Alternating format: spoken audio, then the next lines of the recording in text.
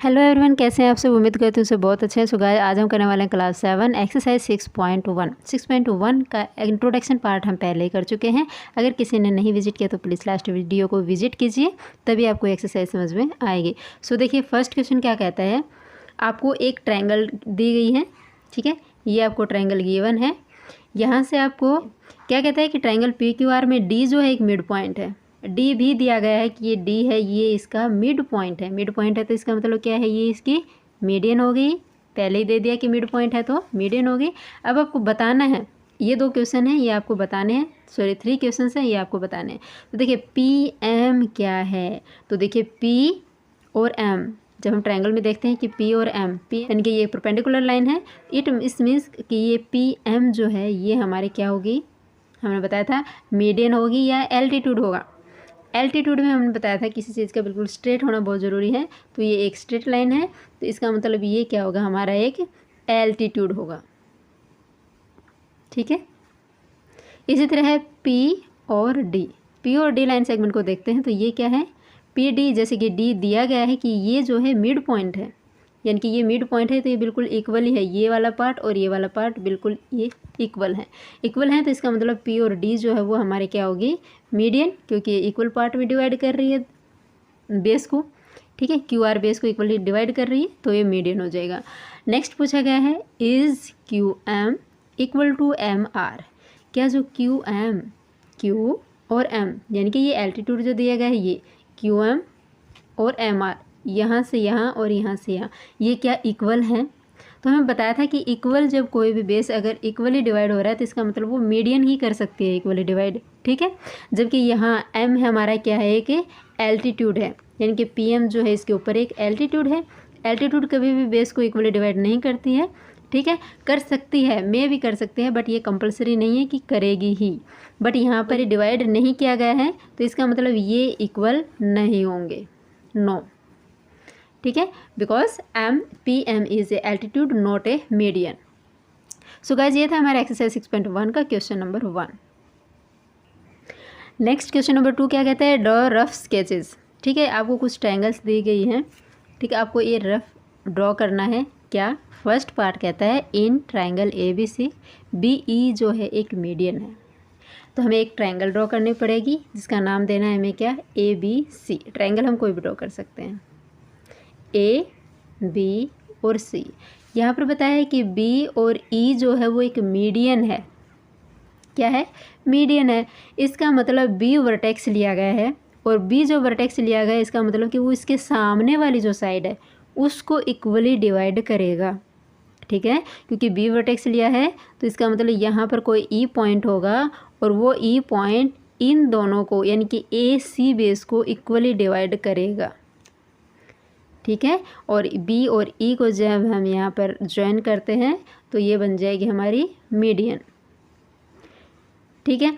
सो यहाँ पर क्या कहता है कि एक रफ स्केच ही यहाँ पर ड्रॉ करना था, B और E पॉइंट का हमें मिलाना बताना था कि ये इसकी मीडियन होगी।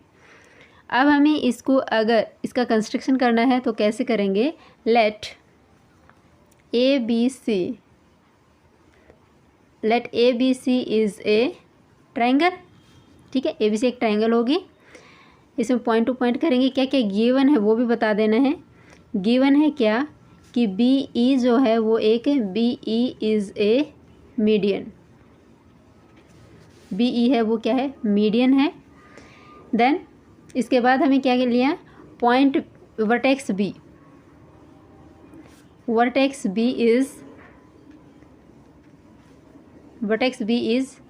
Opposite side to base AC, ठीक है। AC की बिल्कुल अपोजिट साइड है। Point E is equally divide to, इस तरह से आपको इसका कंस्ट्रक्शन करना है, ठीक है। E is equally divide to base AC, ठीक है। AC को इक्वली डिवाइड कर रहा है इस, तो हम क्या करेंगे, join point B to E, ठीक है। B to E को हमने ज्वाइन कर दिया और BE इज़ ए मीडियन, तो इस तरह से हमारे बी ई जो है वो एक मीडियन बन जाती है।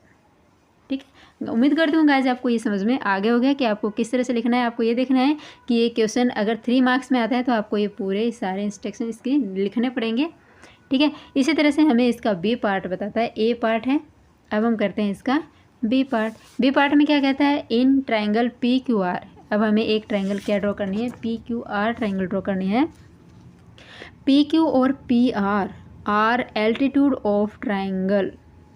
अब देखिए यहाँ पर आपको पी क्यू और पी आर, यहाँ पर एक कॉमन जो वर्टेक्स है वो आपको नज़र आ रहा है। इसमें कॉमन वर्टेक्स क्या है, पी क्यू, पी है, यहाँ पर भी पी है और इसमें भी पी है, कॉमन है। तो इसका मतलब ये क्या होगा, और एल्टीट्यूड, दो एल्टीट्यूड है तो दो एल्टीट्यूड किस में होते हैं, राइट एंगल ट्रायंगल में होते हैं। फॉर एग्जांपल हम मान लेते हैं, सारे ट्रायंगल मैं आपको ड्रॉ करके दिखाती हूँ, बट हम ये हमारे राइट एंगल ट्रायंगल ही बनेगी।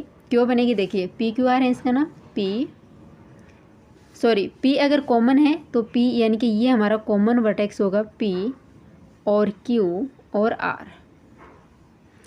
ठीक है, पी इस तरह से पी आर और पी क्यू बिल्कुल क्या है, ये हमारे दो एल्टीट्यूड हो गए। आर एल्टीट्यूड का मतलब क्या हो गया कि वो राइट एंगल ट्रायंगल है भाई, बिल्कुल स्ट्रेट लाइन है। ठीक है, राइट एंगल है तो राइट एंगल है तो यहाँ पर एक पी यानी कि ये भी राइट एंगल है, यहाँ से पी और इसको इस तरह से देखते हैं तो ये भी हमारा राइट एंगल ट्रायंगल है। ठीक है, सो उम्मीद करती हूँ आपको ये ड्रॉ करना आ गया होगा कि किस तरह से आपको ड्रॉ करना है। ठीक है, इस तरह से फिगर आपकी ड्रॉ होगी पी क्यू आर ट्रायंगल की, जिसमें कि दो एल्टीट्यूड गिवन होंगे। तो इसके लिए आपको एक प्रॉपर्टी ये याद रखनी है कि इन राइट एंगल ट्रायंगल में legs are the up altitude, यानी कि लेग किसको कहेंगे, लेग्स यानी कि जो एक राइट एंगल ट्रायंगल होता है इसमें स्ट्रेट जो लाइन होती है ना, दो स्ट्रेट लाइन होती हैं, उनको लेग्स कहते हैं। क्या कहते हैं, लेग्स। यानी कि यहाँ पर जैसे हमारा पी आर और पी क्यू जो है वो हमारे लेग्स हैं। तो इन राइट एंगल ट्रायंगल में लेग्स आर एल्टीट्यूड, वही एल्टीट्यूड होते हैं लेग्स को ही, और two altitudes are there in a right angle triangle. और यहाँ पर दो एल्टीट्यूड होंगे, दो एल्टीट्यूड कौन से हैं, ये वाले और पी आर, ये वाला। ठीक है, तो इस तरह से आपको ये ट्रायंगल ड्रॉ करनी है। सो इसका थर्ड पार्ट है, in a triangle X Y Z इसका नाम दे दिया ट्रायंगल का, वाई एल जो है वो एल्टीट्यूड है इन एक्सटीरियर ऑफ द ट्रायंगल। अब आपको याद रखना है कि ये जो एल्टीट्यूड है ये किसी भी ट्रायंगल के अंदर नहीं है, ये वाला जो एल्टीट्यूड है वो ट्रायंगल के बाहर है। अब ट्रायंगल के बाहर किसका एल्टीट्यूड बनता है, ऑब्ट्यूस एंगल में बनता है, ऑब्ट्यूस ट्रायंगल में बनता है। सो देखिए जब हम एक ट्रायंगल ड्रॉ करते हैं, मान लिया देखिए हम एक ऑब्ट्यूस ट्रायंगल ड्रॉ करते हैं, जैसे ये हमारे एक ऑब्ट्यूस ट्रायंगल है। ठीक है, इस तरह से एक ट्रायंगल ड्रॉ किया और यहाँ पे इसका नाम देता है क्या, एक्स वाई और जेड, एक्स वाई और जेड, एक्स वाई जेड हमने एक ट्रायंगल ड्रॉ कर दिया। अब कहते हैं कि इस ट्रायंगल में वाई और एल, वाई एल जो है वो एक एल्टीट्यूड है और एक्सटीरियर है तो इसका मतलब कि ये वाई पॉइंट है, वर्टेक्स जो है इसके बिल्कुल सामने से हमें एक परपेंडिकुलर लाइन ड्रॉ करनी है।